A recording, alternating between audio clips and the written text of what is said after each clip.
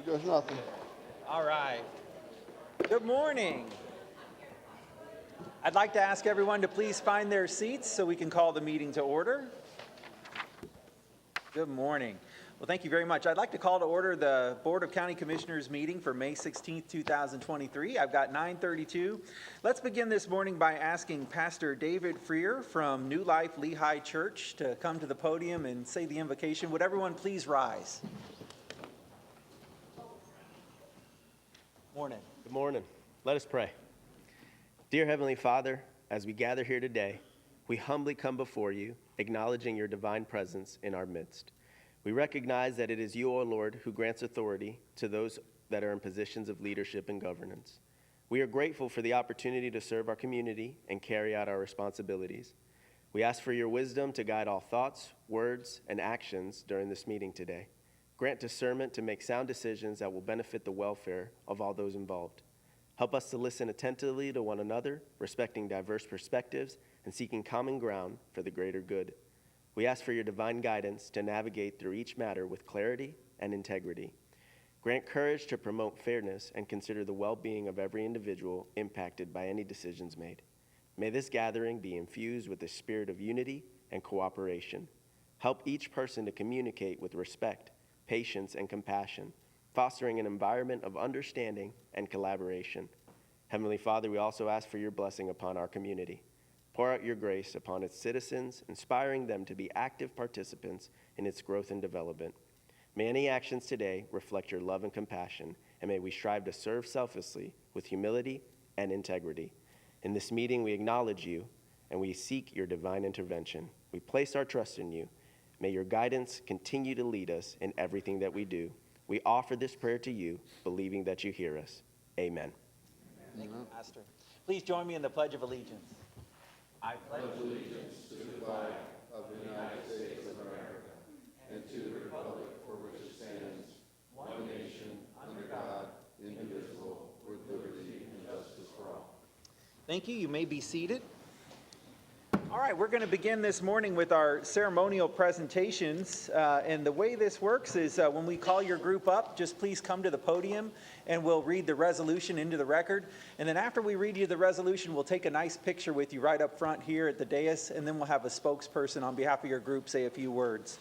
So let's begin this morning with the Pet of the Month. Thank you, Chairman. If I could have the Animal Services staff come up. Karen and Pablo is here. We have a special guest in the house. Mindy's with us this morning. And Mindy is a very happy terrier mix, and she's a really good girl. She's housebroken, and you can see we had fun this morning in my office with her already this morning. But she's looking for a home. And Karen, if you got anything else to tell us about? She is. Mindy is actually one of our long-termers. She's been there about 4 months. She's looking for a home. The only reason she's been there so long is because she's so well behaved in her run. She just sits and is very quiet. And like you said, very house trained. You can actually take her for a weekend, a week, or a lifetime. She's one of our weekend warriors. So that's one of our programs. You can just bust her out for a vacation if you'd like to. So we're looking for fosters. Right now we do have kitten season in full swing. So all our cats and kittens, the adoption fee is waived. And of course, adopt one, get one at no additional charge, which, still waived. So, they're always good with friends. So come on down. Kittens you can get every color you want right now during kitten season. And we have our foster event at the end of the month, so check out our Facebook page for that. You can come down and get foster for kittens, cats, and now our dogs as well. How long is the kitten special on for? The whole month?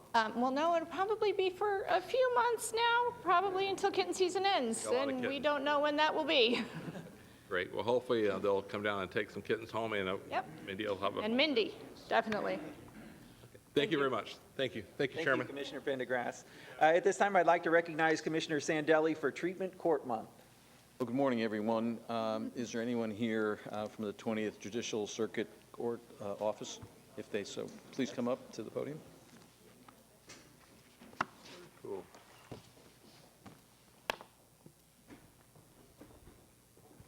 Thank you for all the work you do, and thank you for being with us this morning.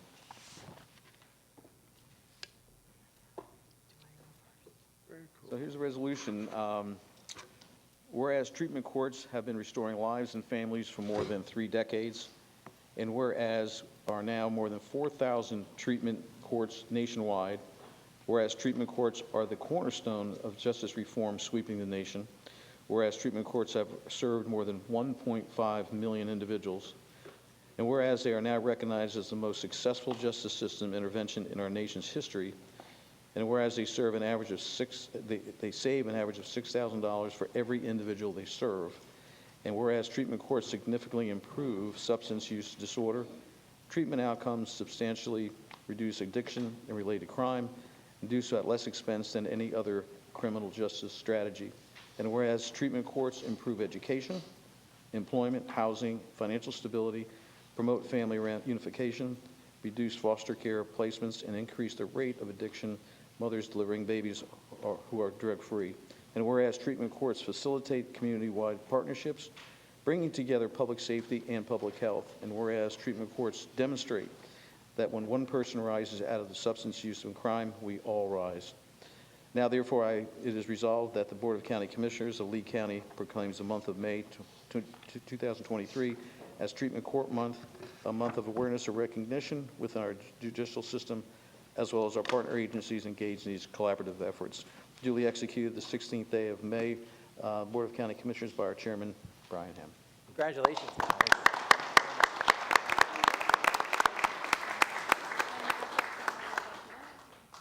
We'll center you guys up right here in front, and we'll take a great picture. We sure were pink today. That'd be cool. You're right, she was.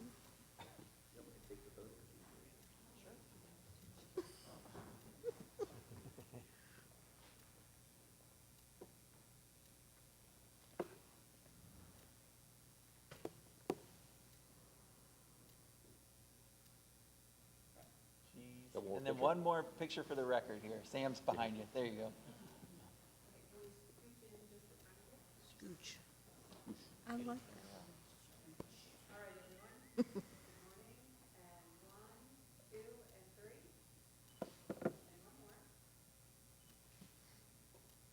Great.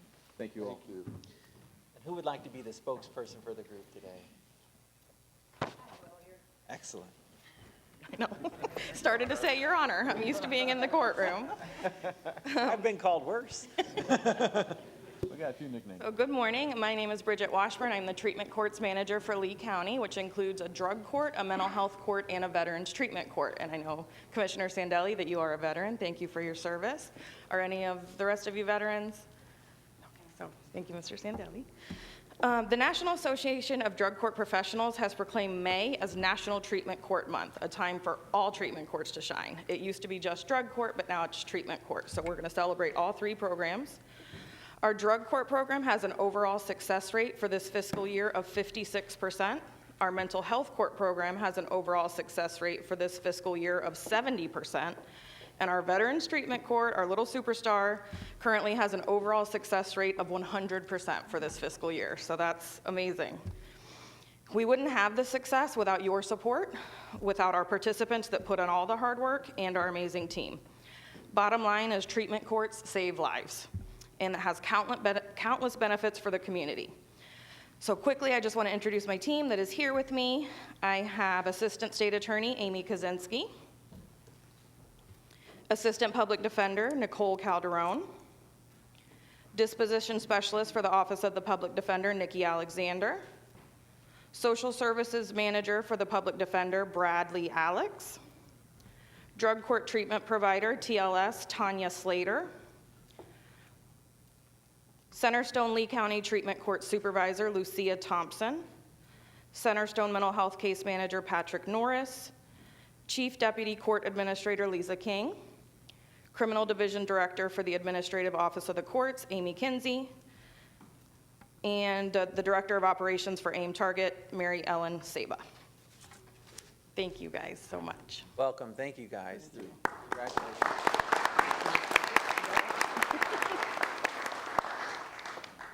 Such an important piece of the wellness.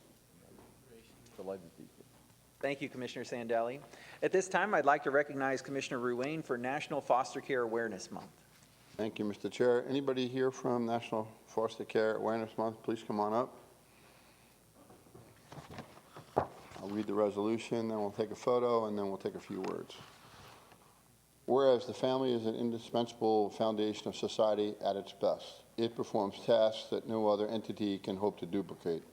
The family has a primary responsibility for nurturing children, transmitting our culture, and building the character traits that make up a healthy adult and good citizens. Upon the strength of the family and the future of our nation.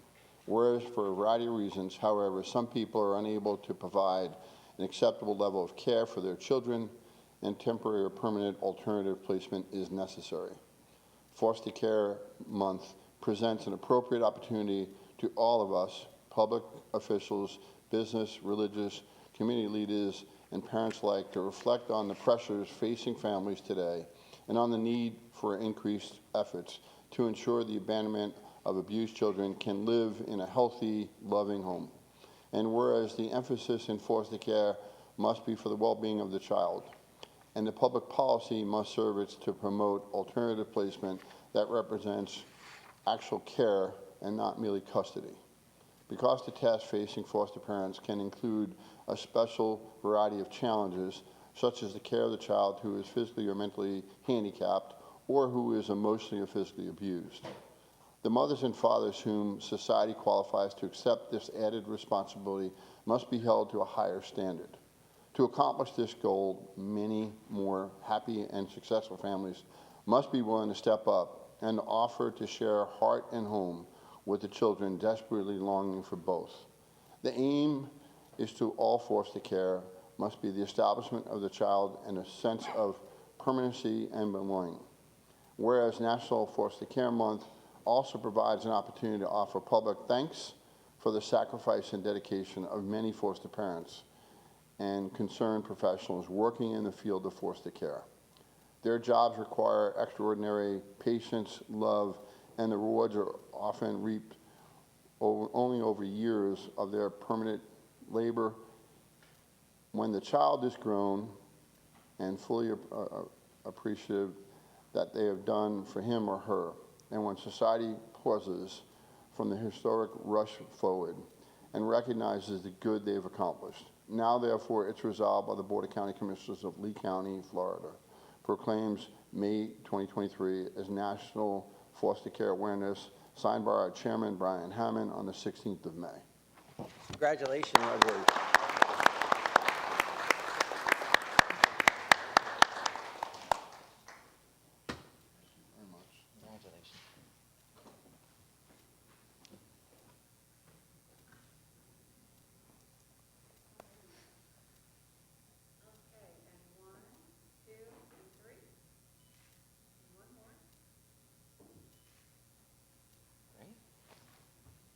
And let's have a spokesperson, Rick, maybe say a few words. Commissioners, thank you.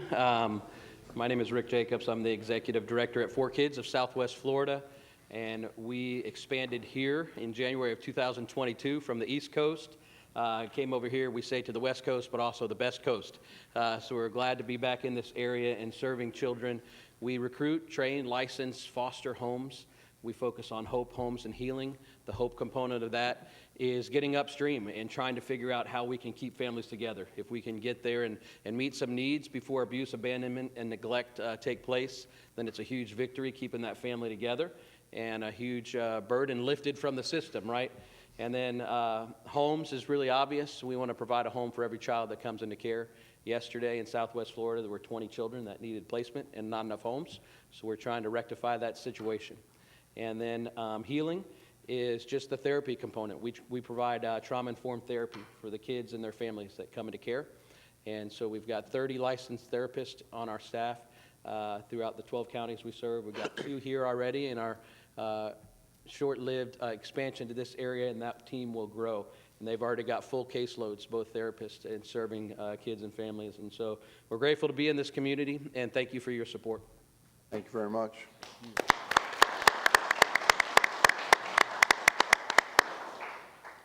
Thank you, Commissioner Ruane, for that presentation.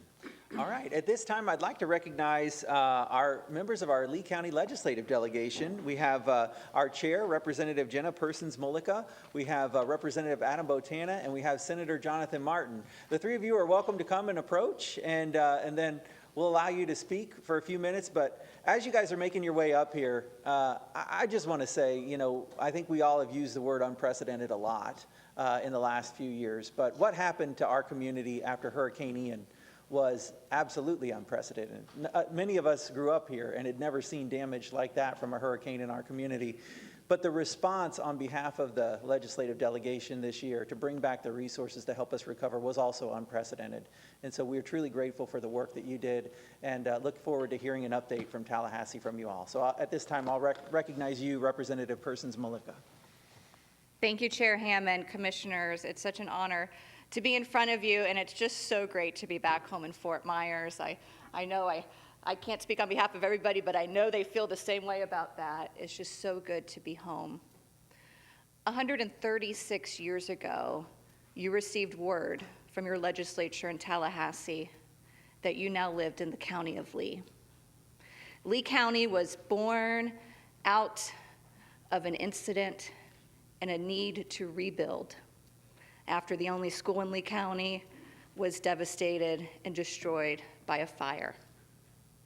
Lee County was born out of that need to rebuild and the need to fight for resources to be invested in our home community and the need for local governance. When I go up and serve in Tallahassee and with our entire delegation, I think about that initial occurrence in Lee County that led to our birth. And I think about the work that our first county commissioners did, which included my great-great-great-grandfather, John Powell, in partnership with the legislative delegation in Tallahassee. And then I think about the years since, 136 years, where together we have accomplished so much for our beautiful piece of paradise. And this year we come back after, yes, what will go down in history as one of the most devastating and impactful events in our county's history. And we come back home again with good tidings, with a story of success, a story of celebration, over $250 million in the proposed budget to the governor of specific projects that will be invested in Lee County, hundreds of millions of more in direct hurricane relief, and unprecedented amounts of investments in our environment, our education, infrastructure, and the good people of this great state. I know you'll hear from my colleagues on the delegation regarding the great policy feats of this session, as well as the great fiscal feats of this session and the millions of dollars that we will bring home here where it's needed. But I wanted to thank you all. It's been a true team effort. It took a lot of hard work of our entire delegation, our delegation from Senate President Pasadomo, Senator Albritton, Senator Martin, Representative Botana, Representative Roach, Representative Esposito, and Representative Gianlombardo. Together we fought hard and we fought with you. So thank you for being up there. Thank you for calling us at all hours with all concerns. I want to let you know that your counterparts and all the local government entities, from the municipalities to the school districts to the hospital to the university, the college, numerous organizations and entities in Lee County were up there championing for the people of Lee County as well. And to the good folks of Lee County, it is because of your strength and your resiliency that we go up there and fight and can fight and have the energy and the force to do good work for you. So thank you. Thank you. Thank you very much, Commission, for having us up here today. We appreciate it. And thank you, Jen. I couldn't say it much better than that. I'll go over fiscal. We'll have Jonathan go over policy for sure. As Jenna said, we had a lot of money coming down for Lee County. You know, as far as infrastructure, $51 million to Sanibel Bridge, $12 million for Matt Lachey, $6 million for Big Hickory, $2 million for Sanibel Shared Pass and Estero Boulevard. We just want to say, you know, this is, it's going to take a while, and we'll be back up there next year to bring home more appropriations. There's also a pot of $350 million that's going to be shared between Hurricane Ian and Hurricane Nicole on the East Coast. And I just want to say, you know, I want to thank staff, Roger's team, for always being there when I call, questions, you guys also, and it does take a team. Communication is key, and we have to clarify, where this money is going to come, where's it going to go to, and go from there. But I want to let you know that the state's going to be behind Lee County, as all of us are, for the next 5-6 years it's going to take for us to rebuild. I was out on Fort Myers Beach when I got back, and it was surprising. Piles are gone, but there's still going to be a lot of work. But guys, I just want to say that we all have to work together to get this done. I want to appreciate you, Ray, always doing a good job in communicating with us what's going on. But just there's a lot of more money to come, and we have to make sure that we keep working together and get this across the finish line, because this is important to our area. We have to remember our constituents in this situation, who's suffered. You go out to Fort Myers Beach, you see what's going on there. You got food trucks where there used to be restaurants. You go out to Sanibel, it's going to take a year or two to get that back up. But I just want to say thank you, and we appreciate you. But just give us a call. We're here for you. Thank you, Representative. Senator? Thank you, Chair. Thank you, Representative Persons Mullica, Botana, not just for your words today, but also for the hard work that you did in Tallahassee to bring home, I think, a record amount of funding, much needed funding. The first batch of funding, we're going to keep working to increase that pot over the next few years. I was fortunate enough in my first session to meet Senator Jay Trumbull, who was a representative in Panama City a few years ago when they faced a devastating hurricane. We remember the photos of Mexico Beach, and we thought to ourselves, man, how could anybody ever recover from that? Well, here we are dealing with that. Fort Myers Beach, Sanibel took the brunt of Hurricane Ian, and now we're facing the same type of recovery, but in much more densely populated areas. Senator Trumbull was former Appropriations Chair in the House, and he's helped guide me through some of this process. And one of the things that has been important is that he imparted on me is this isn't going to be a one and done. This isn't just going to be a check that's cut the first session and then you're done and you're on your own. This is a process that's going to last many years. So I want to encourage everybody here in the county to realize that the state of Florida, we're in good financial shape. In my opinion, we didn't get more money simply because we couldn't possibly spend more money. We got record amounts of money, and that goes, again, to the staff, Roger, and Kevin Roy, and thank you for coming up and speaking at our Resiliency Committee as well, and keeping us informed and letting, every time I had a question from appropriations staff about the use of the money, there was always an answer that I could quickly relate to that staff, and I think that showed Tallahassee that we know where the money is going to go. We have a plan for it. It's not just going to sit in a slush fund. It's going to be used to get our lives back. I am very encouraged that just my first week back, last week, driving up 41 to downtown where I work, just seeing the difference in the speed of traffic. The traffic lights are much better. I know we got some appropriations for that, quite a few $1 million for traffic lights. And if traffic's not working, then we're not doing our jobs as elected officials. I think that's just a metaphor for everything else going along. So I want to thank you for that, stepping away for a couple months to be in Tallahassee. I've noticed a huge difference in what has been done where we're at so far. As I said, I served on the Resiliency Committee. That was a special committee set up by President Pasadomo. In the Senate, she represents, of course, part of Lee County, Southeast Lee County, and Ben Albritton, who represents Northeast Lee County, Senator Albritton, he served as the chair of that committee.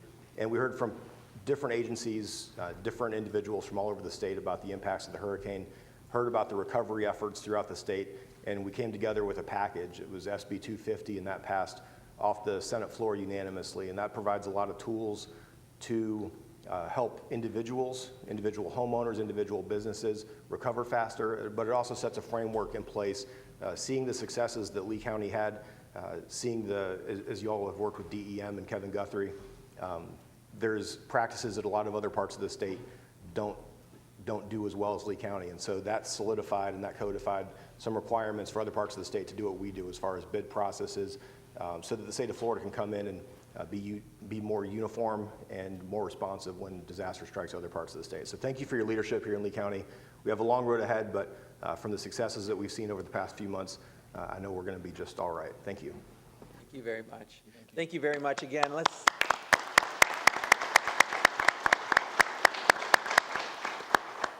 We just, on behalf of the entire board, want to thank you all again for your commitment to our long-term recovery. And, you know, in the immediate aftermath of the hurricane, I think we all worked very quickly to identify needs for this first session. But I love the acknowledgement of that this is not just one session, that we're going to be identifying needs and working together as a team to serve the people of Lee County. And I think we've said it before, this is the most important work that any of us as elected representatives of the people are going to do, is helping this area recover from the hurricane. So thank you for your commitment to that. Thank you. Any other comments, commissioners? Yeah, I just want to obviously give personal thanks, but also to Senator Pasadoma, Senator Albritton. Can't thank the entire team. I can't say enough thank you to you all, but obviously they were an integral part, and along the way just continue to interact, every part of the delegation, but to feel the Resiliency Committee on both ends certainly felt. Representative Botana obviously co-chaired that, and Representative Senator Martin. You know, I can't just thank people enough, not only yourself, but just the entire delegation, everyone that's part of it. Just thank you, and I really can't say enough thank you, so thank you. Very good. Yeah, Commissioner Sandelli. I think what gets lost sometimes, because we're here all the time, is the disruption that goes on in your personal life when you pack up and go back and forth, you know, to Tallahassee. Managing your personal life plus professional life, and I don't want that to get lost because it's tremendously appreciated. So thank you. Welcome home. Yep. I just thank you again for your leadership. It's great. So I think the cities and the community saw us all working together this year. It was really great to see that, and I think people in the community and the cities that we all represent, from the from Bonita Springs to the city of Fort Myers, Sanibel and Fort Myers Beach, we all came together in one effort. So again, thank you for your leadership. And I'd like to say thank you. I realize what it's like to be a part of a team, obviously a big part of my life, but to be a part of this team is even more special. So thank you, and thank you for letting me be a part of this team. Enjoy the rest of your day, folks. Thanks again. Thank you.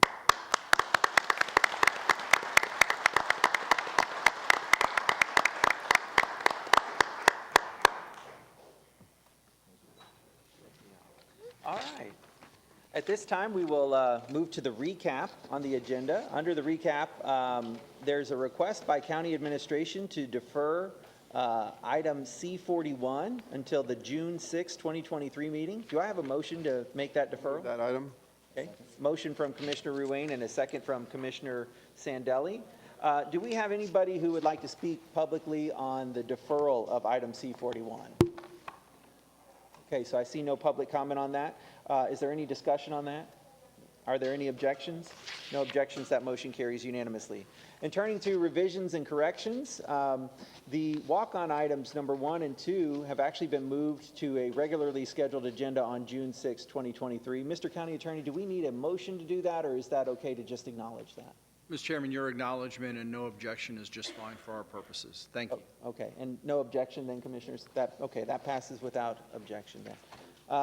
And then public hearing number 1, we are going to edit the motion as outlined on the recap here. Commissioners, would somebody make a motion to make that revision? Move the item to revise it. Okay, so Commissioner Pendergrass makes the motion and Commissioner Sandelli makes the second. And we will take up public comment on the item at the time, but just on the specific revision, would anybody like to speak in public comment on that to public hearing number 1? Okay, I see no comment. Any further discussion? Are there any objections? No objections. That motion for the revision passes unanimously. All right, that concludes the items on the recap that need action. We'll move to our consent agenda. Commissioner Greenwald, do you have any items you'd like to pull for discussion? I do not. Okay, Commissioner Pendergrass? No items. Okay, I have no items. Commissioner Sandelli? Commissioner Ruane? Yes, I'd like to pull item number 7. Okay, item number 7 has been pulled for discussion, so we will move that down by the administrative agenda. Does somebody wish to, well, at this time, let's take public comment on the balance of the consent agenda. So this would be items 1 through 43. Has anyone come to speak in public comment on items 1 through 43? I do have some cards, so I'll begin with those. Barbara Manzo has turned in cards for item 11 and 13. So Ms. Manzo, please feel free to come forward. And then after that, it'll be William Joe Schottmiller on item number 19. Did you wish me to speak, Commissioner, on both items? Or? Yes, please. Okay, I'll do that. Thank you. On item number 11, good morning, Chairman Hammond and Commissioners. My name is Barbara Manzo, and I'm here representing the Eyes on Conservation 2020 Coalition.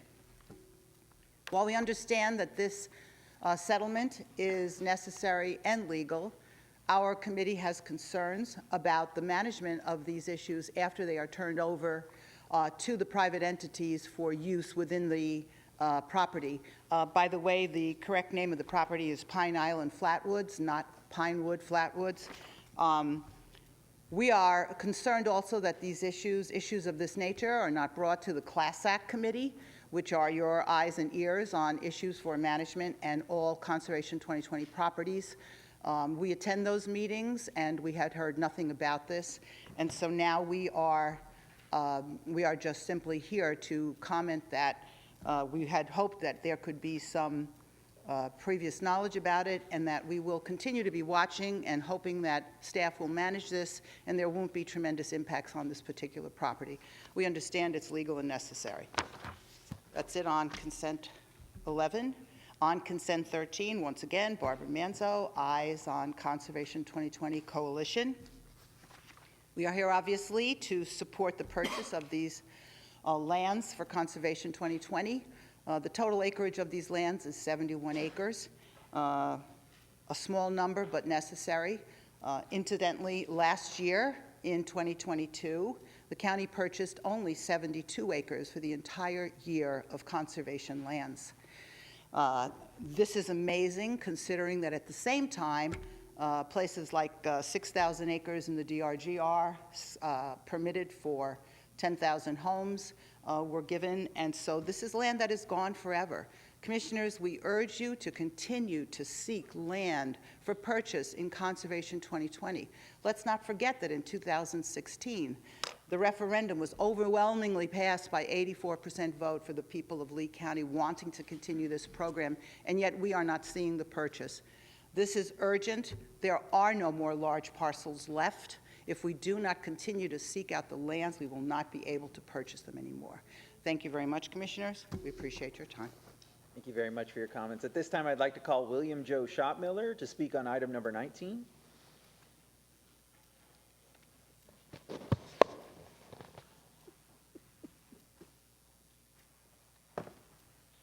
William Joseph Shopmiller. Good seeing you, Commissioner Pendergrass. I seen you last night, and we discussed a lot of things, and the need for the hurricane needs unmet are, you got people homeless from the last hurricane.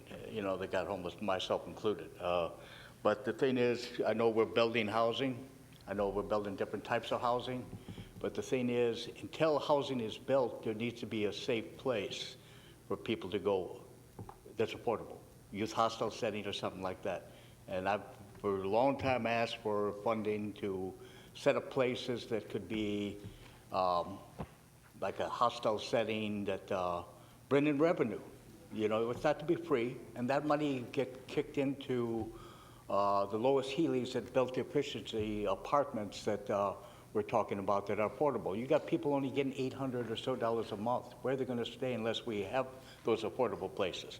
But until then, nobody needs to be on the street. There's a lot of violence going on. A guy was beat up at Chandler Park with a bike by another guy.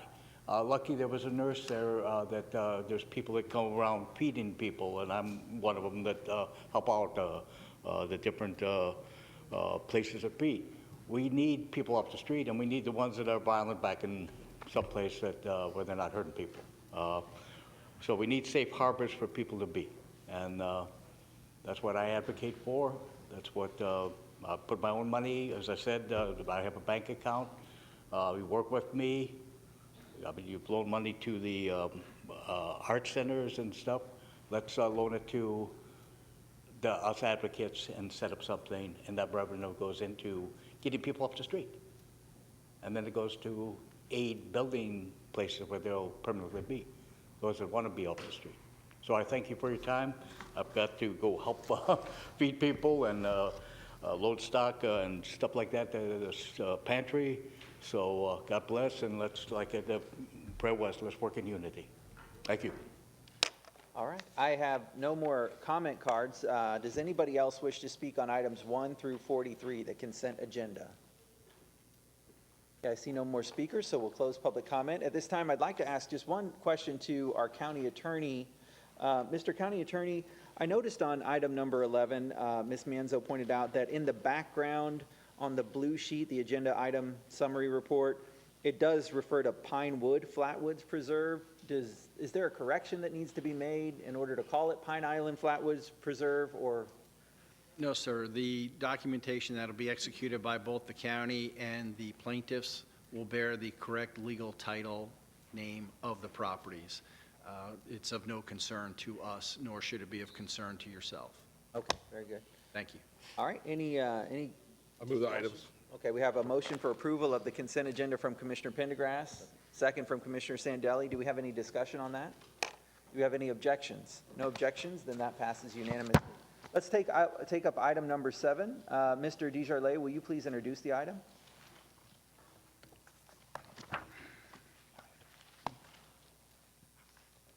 Commissioner, Mr. Chair, that would be County Attorney's item. Okay, Mr. County Attorney, please introduce the item. Thank you, Mr. Chairman. Item number 7 is to direct to public hearing revisions to the procurement ordinance. By and large, the revisions are to the limits and the formalities that are associated with the expenditure limits. I can go through those if the board would so desire. If not, we're prepared to answer any questions that you or any of your colleagues might have regarding this matter. I would just remind the board that it is to direct to public hearing. It is not the adoption of the proposed ordinance. Okay. Commissioner Ruane, you're recognized. You're the one who pulled this item. Thank you. Really, it's a question for our comptroller. If I could put you on the spot, what exactly is your role in procurement? What's your office do? You're obviously our comptroller and obviously our safeguard. So if you could just explain to me and for the record what you all do. Thank you, Commissioner, for your question. Good morning, everyone. As the process exists today, when it comes to your procurement ordinance, that is really a process driven by county administration in the process of procuring the bids, making sure that they follow all those requirements. My process as comptroller, as it exists today, is really just the payment of the invoices after those contracts have been procured. As I continue to learn about this process, I've contacted other clerks around our region about how that process works, and it operates a little differently depending on the particular arrangement of a county. So there's no defined process in what that looks like, meaning statewide, but the procurement ordinance is just to make sure that there's proper checks and balances and how those contracts are procured with the thresholds outlined in your ordinance. So I'm not the decision maker in regards to what services you decide to procure, but my obligation as comptroller is to make sure there's checks and balances, that ordinances are being followed, potentially audit the procurement process. I think we've done that recently. I think it was 2017 or 2018 we audited the procurement process. So really it's a checks and balance perspective rather than being directly involved with which services or contracts you procure. Follow up, Mr. Chair? Yes, sir. Absolutely. So your follow-up is after the fact. So once a process has gone through, a vendor selected, you're not engaged in looking at any of the materials that are submitted. You're not engaged in any of those packages or any review to make sure that they're sufficient? To my knowledge, no, sir. That's how that process has existed historically. If this board would like to make a change for whatever reason, we can certainly talk about what those revisions would look like.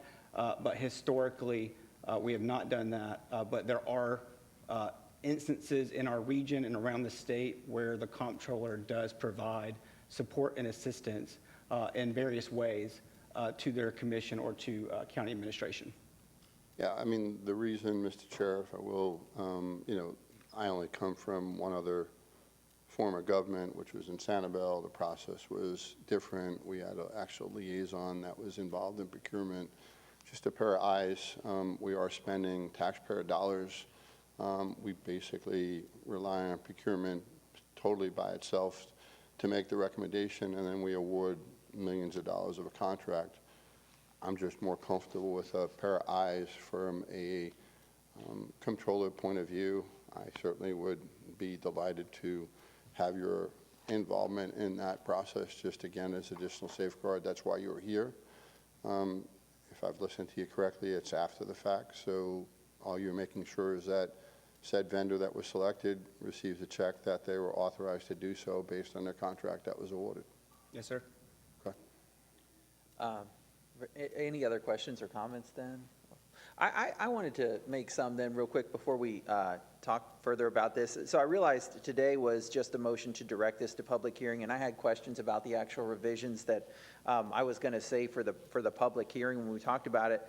However, today's probably just as good a day as any to address them, so that way they could either be amended, so should the board choose to direct this to public hearing. But my initial response after getting into the changes in detail was that they kind of missed the mark, unfortunately.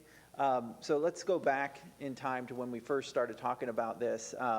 It was, so we currently have an ordinance that says we're supposed to see ratification of emergency expenses the next board meeting after a hurricane. And we didn't accomplish that after Hurricane Ian. In fact, it took about 60 days. And what this is, what we then asked was, well, could we amend our process to talk about what is the right way to get those expenses in front of the board so that we could ratify them and have that transparency, that check and balance on behalf of the public in a manner that is appropriate to, because look, we know that during a hurricane there is a tremendous amount of authority delegated during an emergency situation. Rightly so, we're trying to save lives at that point. But there still should be oversight on behalf of the board for the public. And so I think looking at some of the changes suggested here, I wasn't comfortable with lengthening it to 60 days for ratification of emergency expenditures. I know that's one of them that we have in here. And I also am not comfortable with expanding the threshold up to $250,000.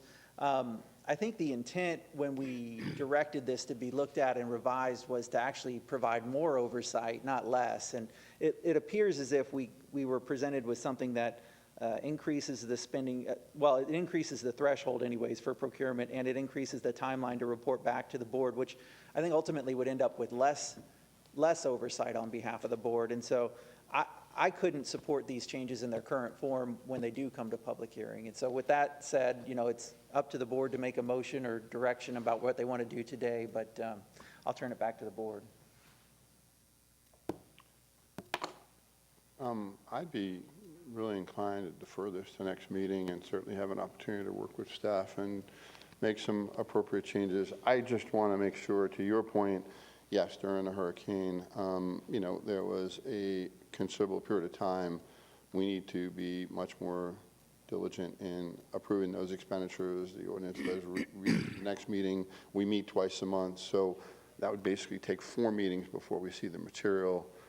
We are responsible for any expenditures over $100,000, but it just seems like, as I've looked at this, I don't have a comparison other than my prior involvement in procurement, and it just seems like there's no engagement. And since we do have someone with Kevin's really qualifications, I would feel most comfortable to see him more engaged in that process. But I'm also uncomfortable with your issues, Commissioner, honestly, when it comes to this, because at the end of the day, we're awarding millions of dollars of contracts.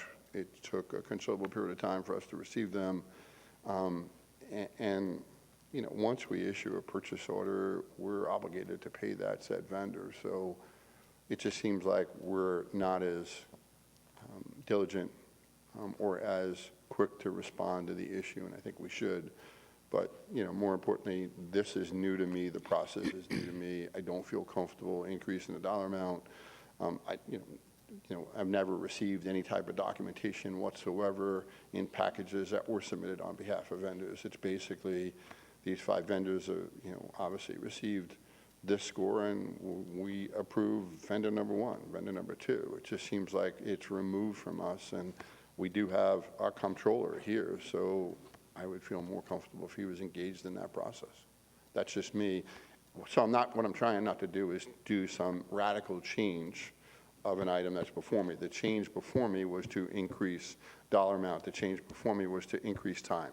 I'm not in favor of either. Quite candidly, I'd like to see some other changes to this above and beyond going back to the next meeting, above and beyond keeping the dollar amount at 100, but also potentially having some other pair of eyes other than staff. And it's no disrespect to staff. I just feel as someone that grew up in the accounting industry that has an additional pair of eyes, we have a comptroller. The comptroller should be involved in the process. Sir? I see two sides of this because we're looking back at what we went through the last 6 months with the hurricane. I'm here every day. We can meet every day. I mean, we could, as a board, not elect to go to the state of emergency and not give that power to the county manager and meet daily if we need to. It's just how much you want to micromanage staff and how much you want to micromanage the county manager. I think what it comes down to. It's not about authority. It's just you're in a situation where the expense could cost over $200,000, over $100,000, for example, 100 generators for the lift stations. That's something. Do we need to have an emergency meeting every time there's some action like that taken? So I think I'd like to hear also, if you want to continue this, fine, but I'd like to hear some incidents where this did not work this last 6 months. If there's something that fell through the cracks that was not paid or contract wasn't done properly, I'd like to see as an example. I don't know if staff or Richard's staff or Roger's staff can give us an example how something failed in this last 9 months since the hurricane, where if not, then maybe we should meet daily or every other day or once a week until due to circumstances.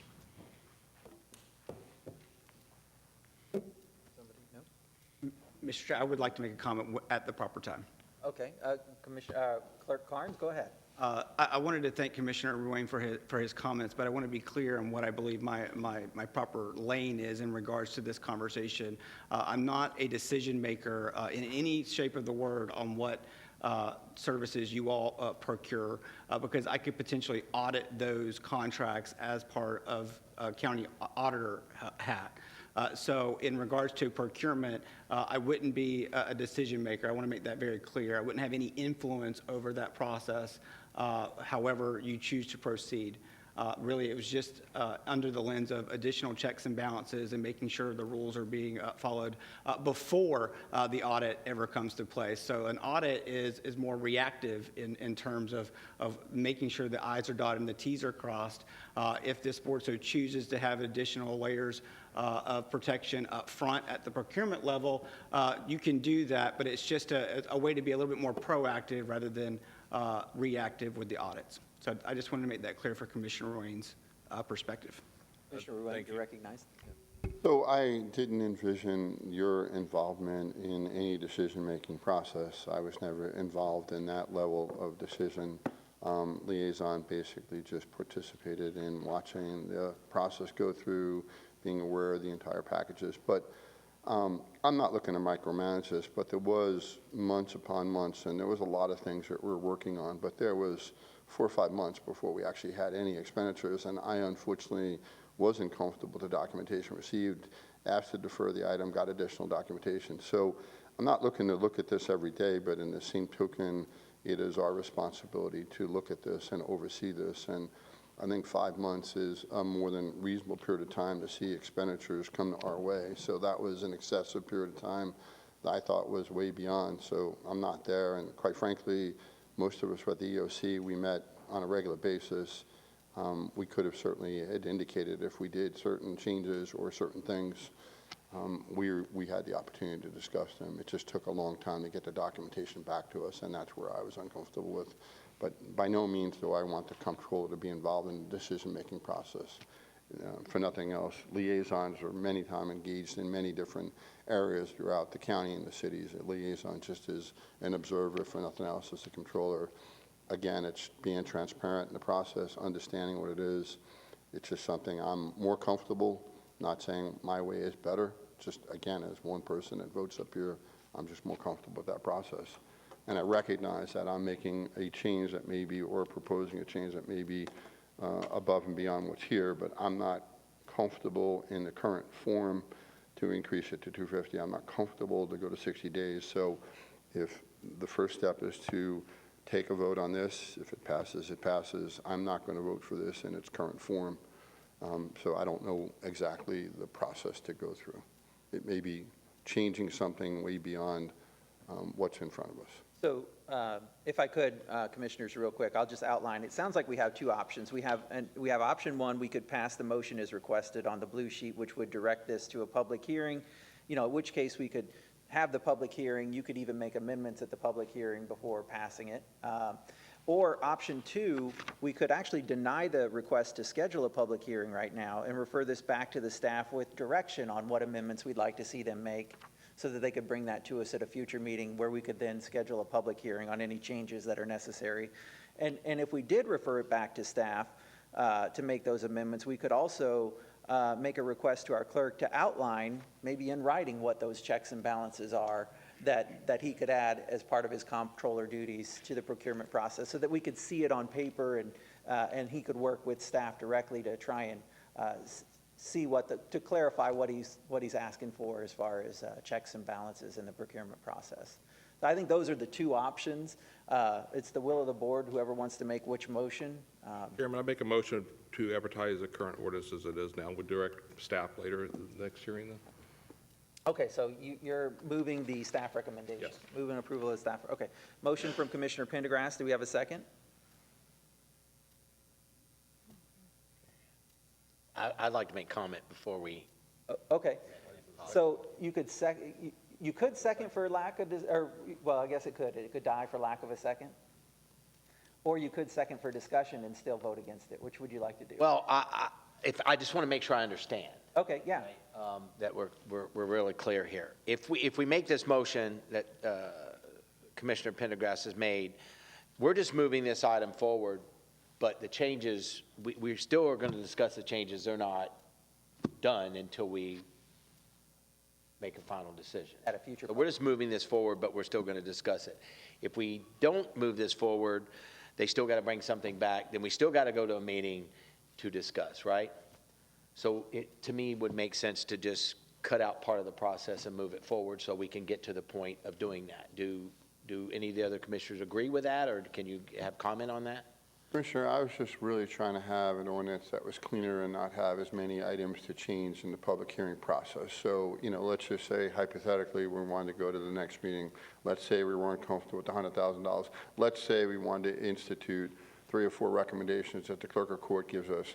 We're going to do that on the fly. We generally don't have in the past when we try to do things on the fly here. We've tried on other situations where it's happened 2 and 3 times. I'm just trying to get it right the first time. That's all. To me, it's cleaner to clean it up now and have it instead of a public process. But that's just my interpretation. That's my will, not necessarily anyone else's. Okay, so let me ask one more time then. Do we have a second for the motion on the floor? Mr. Chair? Yeah, I see no second, so the motion dies for lack of a second. Yes, Mr. County Manager.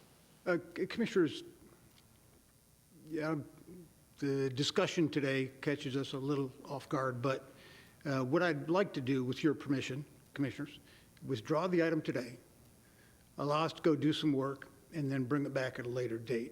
It's important to know that we've had one meeting with the clerk, comptroller, about emergency procurement language that would become part of the ordinance. And so we're working on that sort of as we speak here. We agree with everything that the clerk has suggested so far. We weren't prepared to outline that today, but we'll just, with your permission, we'll withdraw it and bring it back at a future date. Very good. So, Mr. County Attorney, would that motion be to table the item and refer it back to staff for further investigation? Yes, sir. Okay. Make that motion. Motion from Commissioner Ruane. You have a second? I'll second. Second from Commissioner Greenwell. Do we have any further discussion? Does anybody wish to speak in public comment on the motion to table this item? Okay, I see no one in public comment. Any further discussion, Commissioners? Are there any objections? No objections. That motion carries unanimously. Thank you, Mr. DeJarlais. Okay, let's move to the administrative agenda. And I'd like to ask our County Manager to introduce item 1, please. Thank you, Mr. Chair. Administrative item number 1, we're asking you to approve purchase agreement to acquire land for a future EMS facility. And I'd like to ask 2 people to come to the podium today. First one, Marla Britton from County Lands to take you through the item and the mechanics.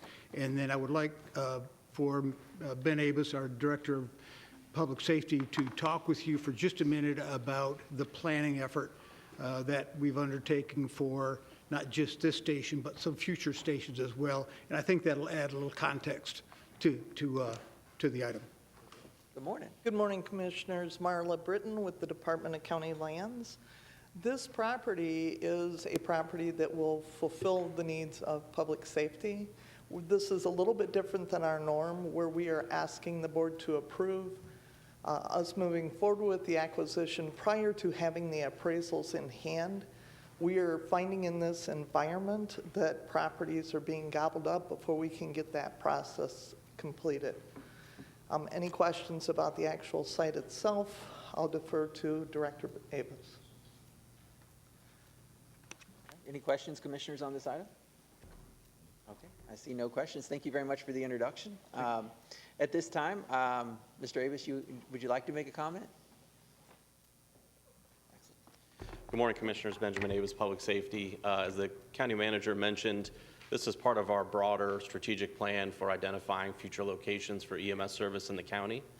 Last year's CIP identified 4 of those locations, and they were included in your CIP, which we are currently working through the process of property acquisition. We're going through the process of bidding out the architect and getting an architect on board with the intention of starting to staff these locations in the next 24 to 36 months. This property is important to us because of its proximity not only to the interstate, but also the growing corridor along Daniels Parkway, as well as the expansion plans for RSW. And I'd be happy to answer any questions that you might have. Commissioners, any questions? Just a brief comment. I appreciate the extra rationale behind the item here. On the blue sheet, it didn't include all the extra background information about how this is part of the master plan on where to locate EMS stations. And this is all part of the effort to continue to serve our growing population. We want to make sure that we keep those response times nice and low so that we can take good care of our residents. So thank you for your efforts on the planning side there.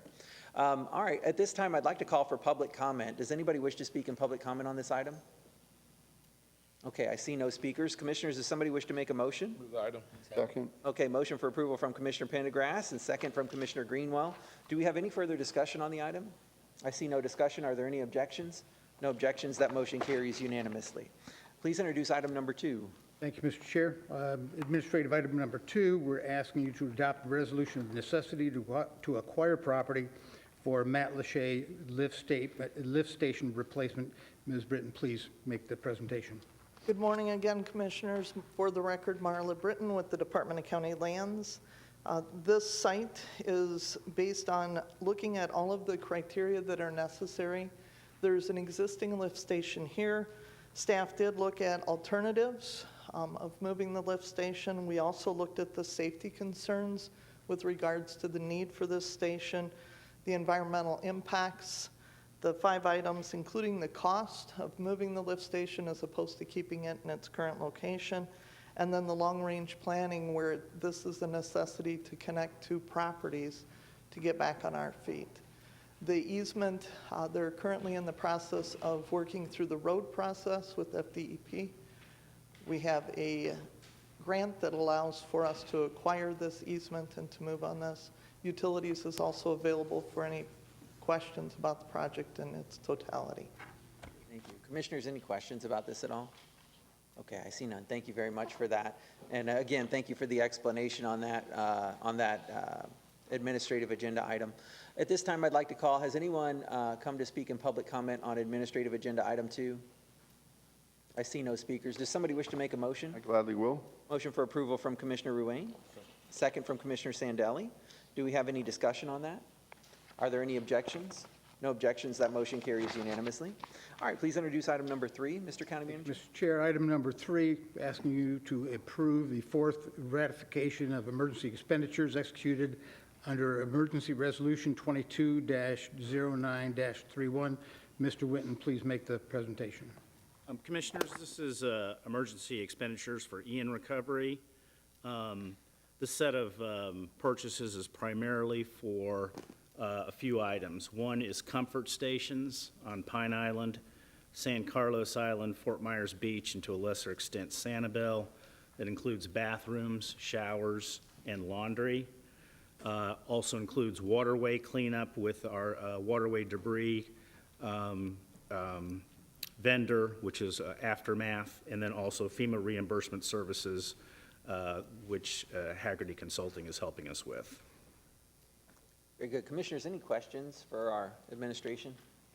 Okay, I see no questions. Has anyone come to speak in public comment on item number 3 on the administrative agenda?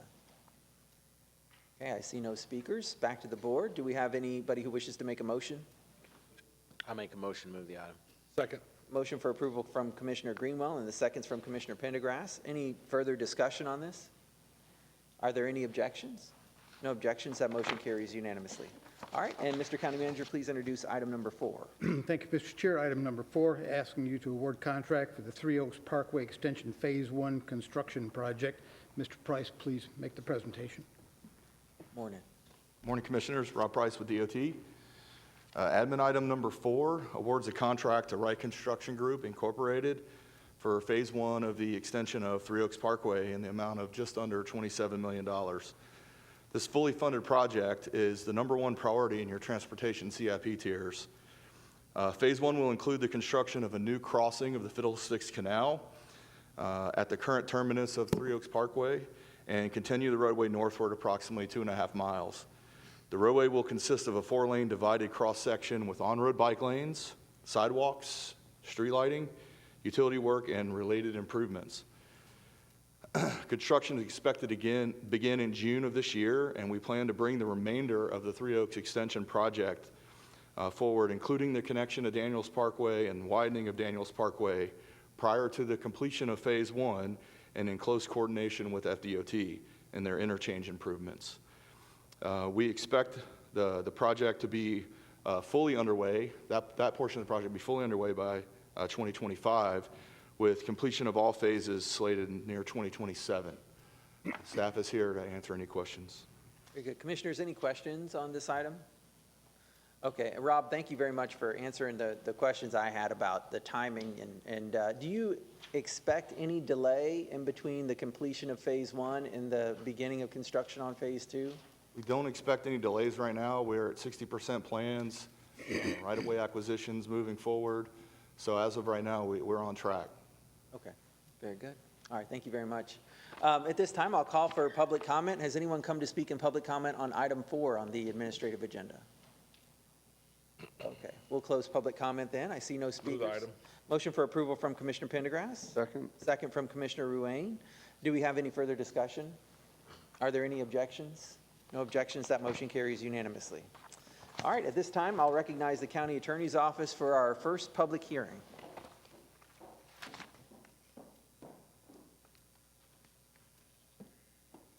Good morning, Commissioners. Amanda Swindle with the County Attorney's Office. I have your single public hearing this morning, and it has been duly advertised. This is a public hearing to adopt a resolution which would establish the solid waste system assessment rates for the tax year 2023, approve the requested franchise hauler rate adjustments per contract allowance for areas 1, 2, and 4, and direct that the special assessments be placed onto the 2023 tax bill. I believe you have solid waste staff here if you have any questions about the specific rates. Very good. Commissioners, any questions for our team? Could somebody from Solid Waste walk us through this? Okay. Thanks. Good morning, Commissioners. Doug Whitehead, Solid Waste. There's a 3.6% increase to unincorporated residents. That's what we charge the residents. The 13.53 and 13.79% are the calculated CPIs according to the contract, which we would increase and pay to the franchise haulers. Area 1 and 2 is Waste Management. Area 4 is Waste Pro. Any questions, Commissioners, on this? No. So is it fair, Mr. Whitehead, to say that it appears that we're going to be eating the difference, for lack of a better term, between the 3.6 and the 13? We're not passing the full cost increase to us along to the end user? That's correct, Commissioner. Yeah. Okay. Very good.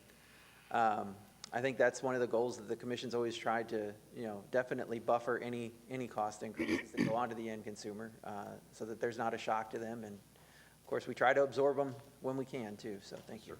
Okay. Commissioner Pendergrass. Doug, when's the last time we had an increase in solid waste to the residents as far as collection? For increased collection, Every year, we've increased collection, except for there a period of like 4 years where the CPI was less than 1% from our contractors, and we paid nothing at that time. And the increase is due to because we've seen an increase in fuel costs, labor costs. Yes, sir. There's a calculation of the contract. A large part of it is fuel. Diesel has gone up over the period, which is from the 1st of March of 2022 to 28 February 2023. And I believe last year we had an issue with containers, getting containers, and obviously the supplies and the cost of containers have gone up tremendously. Yes, sir. We're seeing increases in everything from steel to manufactured items to chemicals to labor and fuel. So a 3.6 increase to the Lee County resident, how much would that be per year, actual increase? It's approximately $10 per year. So $10 a year increase of your tax collection, so Yes, less sir. than $1 a month then. Less than $1 per month to the residents. Great, thank you. All right, any further questions then? Commissioner Sandelli? I would just like to thank Doug and Team Solid Waste. This has been a monumental task since the hurricane. And your response, we have near-term issues that we have to address every day. We have our long-term plan. Everything seems to be dropping into place, but it doesn't happen unless your team can respond. And I just want to say thank you for that. Thank you, Commissioner. I mean, we've had a lot of great help, and our leadership, Maniconda in particular, has been extraordinary in the response. Commissioner Pendergrass? Again, I wanted to say the same thing as far as thank you to all your staff at Solid Waste and everything. And also thank the haulers, Waste Management, and Gulf Waste Disposal, Waste Pro, because of what they've done the last few years. You know, anytime you go out in the public sector, you go to a restaurant, you go to any store, you see the lack of employees, the lack of labor out there working. And think about the challenges they have to find drivers when they could go, they had a CDL, they could go drive somewhere else and probably make twice as much money. And thank the haulers for everything they're doing to be there for us to be on the curb. Last month I was in Europe and I witnessed the strike, what happened over there with the lack of trash pickup for a month, and you would not want to live in a country like that. So believe me, you would definitely appreciate the employees out there picking up your trash every week in recyclables. So thank you for all them, and thank you to the haulers. Thank you, Commissioner. Very good. All right, if there are no further questions, Mr. Whitehead, I'll go ahead and call for public comment then at this time. Thank you. Has anyone come to speak in public comment on the public hearing related to solid waste today? Okay, I see no comments. We'll come back to the board. Does somebody wish to make a motion? I'll move the item. Second. Motion for approval from Commissioner Pendergrass and the seconds from Commissioner Sandelli. Do we have any discussion on this item? Are there any objections? No objections. That motion carries unanimously. All right, that concludes our public hearings. Under the recap, we actually moved our walk-ons to a future agenda, so we have no walk-ons and carryovers then today. So we'll move to commissioner items. Commissioner Greenwell, do you have any items today? Is it appointee right here now? We'll do appointments Afterwards, next. no, I do not. No items? Okay. Commissioner Pendergrass. Yes, I'd like to update the board. So last night, the City of Fort Myers had their zoning hearing at their city council meeting last night for the property on 44 acres of Daniels Parkway. The county was opposing because of, and thank you, Chairman Hammond, for sending that letter to the City of Fort Myers. The county prevailed last night with a 4-3 vote.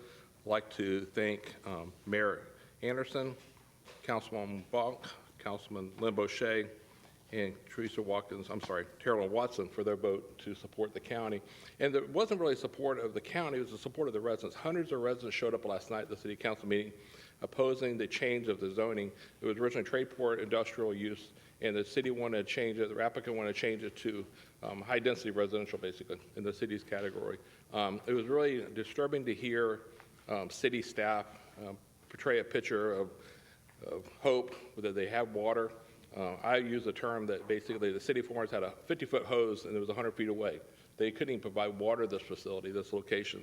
But they were going to approve up to 844 apartments this location. They wound up denying this and remand it back to their planning board, which has already denied it twice, with the Councilwoman Bonk's recommendation is light industrial, which would be less intense, less traffic, obviously less water use there for that. The staff that was there for the applicant, I was really shocked to hear some of the comments from Neil Montgomery representing the applicant. I understand she's paid to be there, made her comments about the county, and Alexis Crespo portraying the county as a basically overgrowth, overdevelopment. We approved all these projects on the Daniels Parkway, basically approving everything, but I came back to the podium and said, no, the county doesn't do it. We just had 2 zoning cases, Eden Oak, for example, and Buckingham, where we denied the application because it wasn't compatible with the neighborhoods. So It was, I gave the city council that version of what Lee County is doing.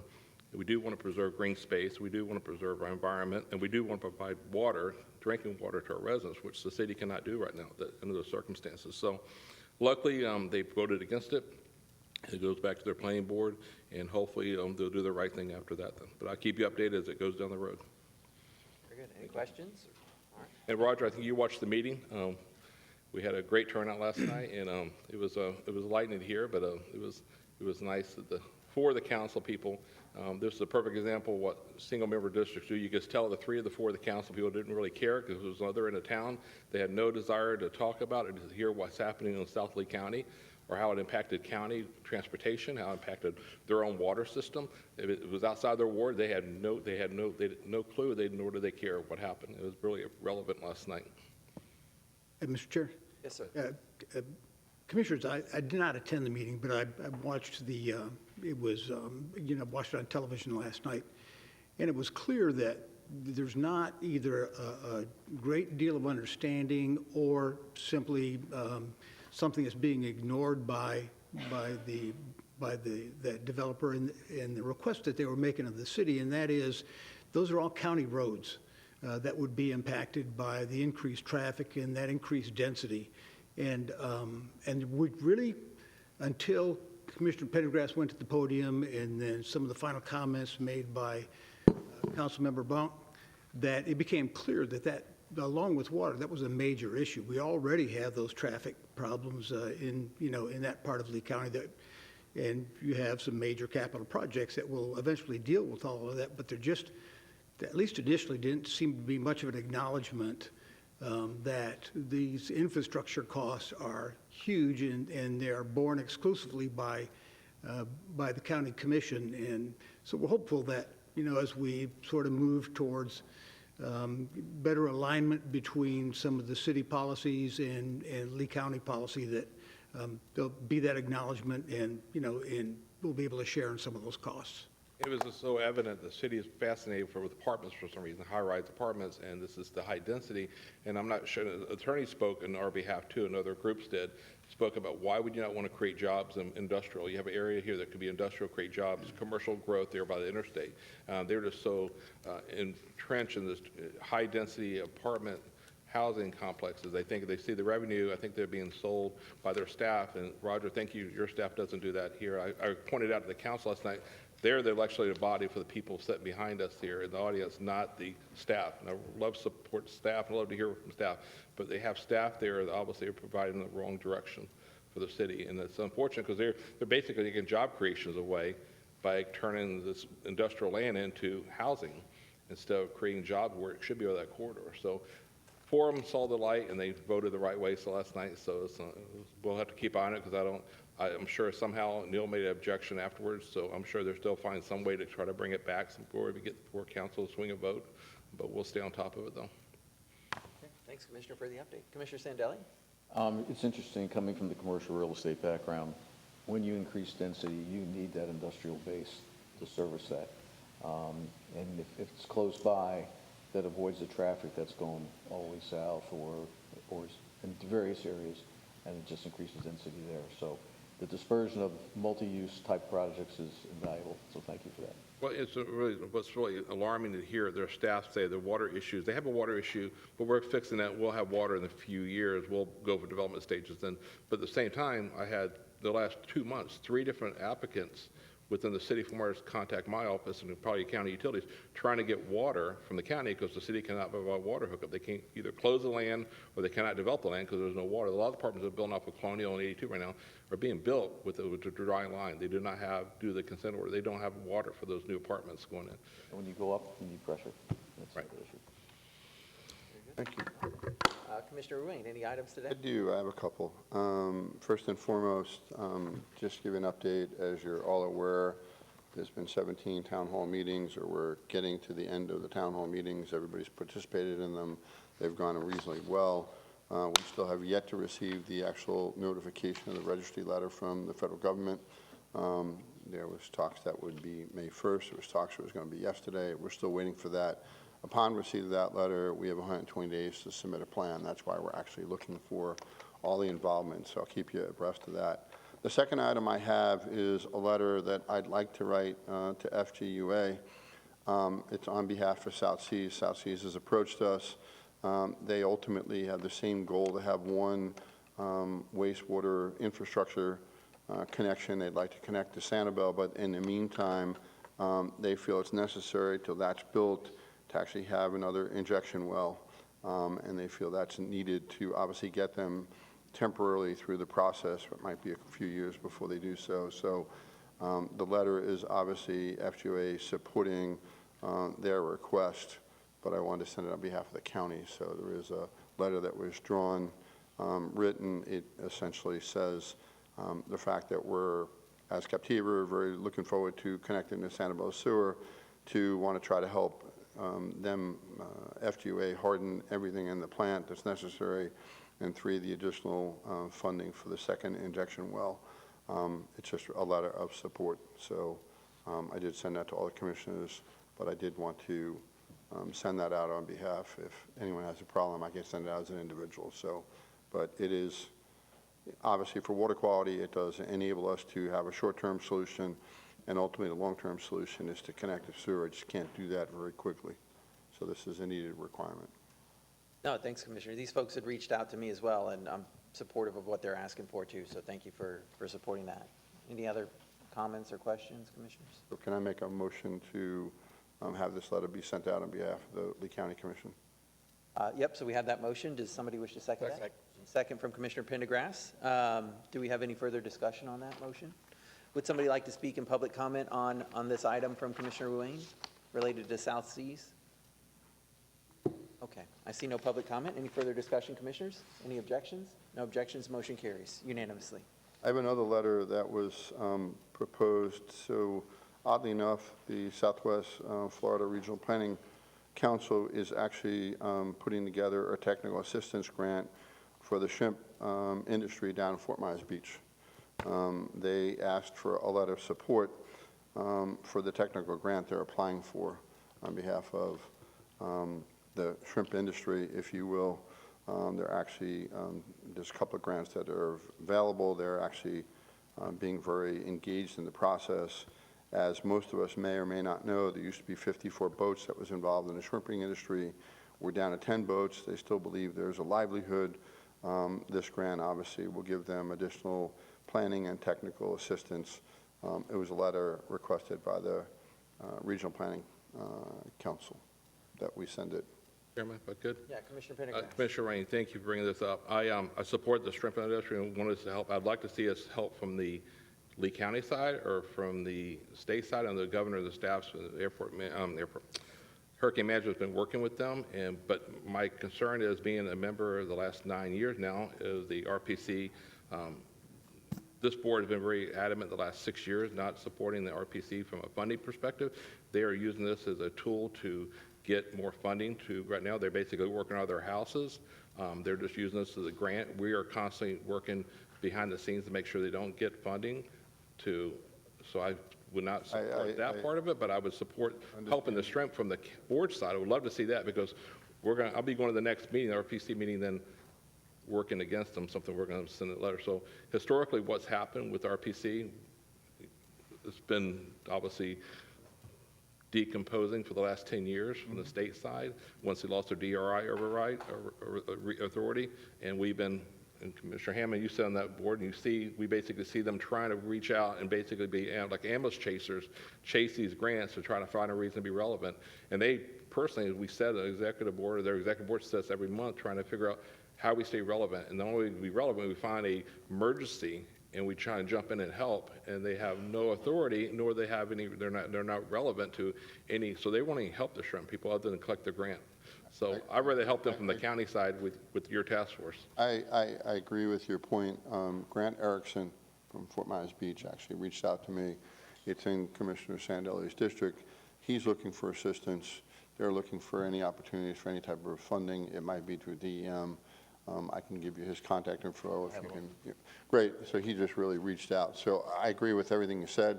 I just want to make sure that Mr. Erickson gets whatever potential, and I don't know what avenue to go to try to assist him. Yeah, the shrimpers, I mean, they've been a victim of this now for the last 8 months. They're getting the boats out of the water, and we want to help them. But I think if you add the RPC to that, it won't really help them. I withdraw my letter. There are associations, there was Steve Brockman, and Wayne Daughtry, and I just go down the list of what they're really going to do to help that community. And I think your task force in Lee County and what the governor's doing is be more helpful for those victims of the hurricane, other than having the RPC step in to collect the money and have no authority, no relevance. Great point. I withdraw my letter. From your office, from the board, I totally support 110%, but. Commissioner Ruane, thank you. Does that conclude your items? Absolutely. Thank you. All right, very good. We'll move to committee appointments, then Commissioner Greenwell. I have one. Reappointment, Laura Greeno for Ego Technical Committee. All right, and so we have a motion from Commissioner Greenwell, a second from Commissioner Pendergrass. Do we have any discussion? Any objection? No objection. That motion carries unanimously. Thank you, sir. Commissioner Pendergrass, any appointments? I have a new appointment, Anthony Narzaro for Parks and Recreation Services. All right, we have a motion from Commissioner Pendergrass, a second from Second. Commissioner Greenwell. Do we have any discussion? Any objection? No objection. That motion carries unanimously. Commissioner Sandelli? I have one new appointment, Kevin Dahlgren, to the Old Pelican Bay Channels / OMB MSBU. Okay, we have a motion from Commissioner Sandelli. Second. Second from Commissioner Ruane. Do you have any discussion? Any objection? No objection. That motion carries unanimously. And Commissioner Ruane. I do have a new appointment. It's John Granvanda. It's to the Gasparilla Island MSDU. All right, so we have a motion from Commissioner Ruane. Do we have a second? Second from Commissioner Sandelli. Do we have any discussion? Any objection? No objection. That motion carries unanimously. And I just have some alternates for the record for the branches. Okay. Want to obviously hand in as, they're alternates, so they just obviously have an opportunity to sit in for a branch member. So consistent with what we've done in the past, I've actually submitted that to you, so Perfect. put it on the record. Thank Handed you. into the clerk.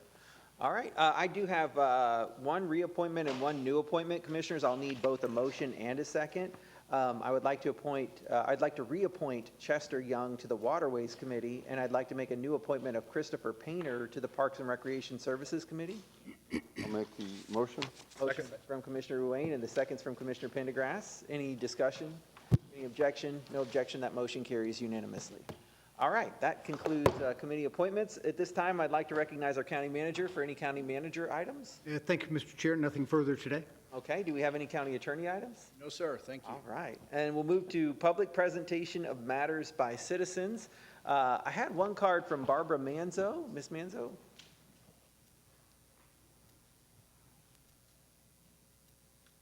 Good morning again, Commissioners. Barbara Manzo, Chair of the Eyes on Conservation 2020 Coalition.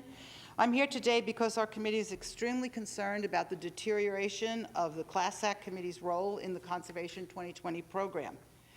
I worked for Parks and Recreation, and in 1996, when the program was formed, I had the privilege of working with the Class Act Committee for almost 16 years. At that time, there were two very important subcommittees, the Criteria and Ranking Subcommittee and the Management Subcommittee.